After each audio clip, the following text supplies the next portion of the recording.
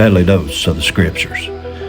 This is a little different of a video than what we normally upload, but I just wanted everyone to see this is why I voted for this president. This is why God answered our prayers of giving us a man that believes in morals and righteousness and goodness in America. And thank you very much. Gender insanity being pushed on our children is an act of child abuse. Very simple. Here's my plan to stop the chemical, physical, and emotional mutilation of our youth. On day one, I will revoke Joe Biden's cruel policies on so-called gender-affirming care.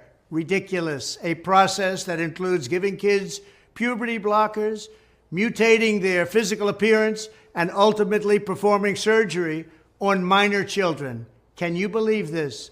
I will sign a new executive order instructing every federal agency to cease all programs that promote the concept of sex and gender transition at any age. I will then ask Congress to permanently stop federal taxpayer dollars from being used to promote or pay for these procedures and pass a law prohibiting child sexual mutilation in all 50 states. It'll go very quickly. I will declare that any hospital or healthcare provider that participates in the chemical or physical mutilation of minor youth will no longer meet federal health and safety standards for Medicaid and Medicare and will be terminated from the program immediately. Furthermore, I will support the creation of a private right of action for victims to sue doctors who have unforgivably performed these procedures on minor children. The Department of Justice will investigate Big Pharma and the big hospital networks to determine whether they have deliberately covered up horrific long-term side effects of sex transitions in order to get rich at the expense of vulnerable patients, in this case, very vulnerable. We will also investigate whether Big Pharma or others have illegally marketed hormones and puberty blockers, which are in no way licensed or approved for this use.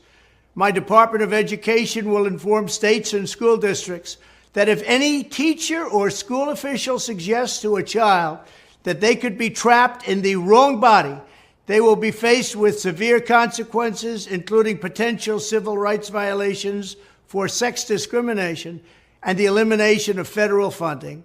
As part of our new credentialing body for teachers, we will promote positive education about the nuclear family, the roles of mothers and fathers, and celebrating rather than erasing the things that make men and women different and unique.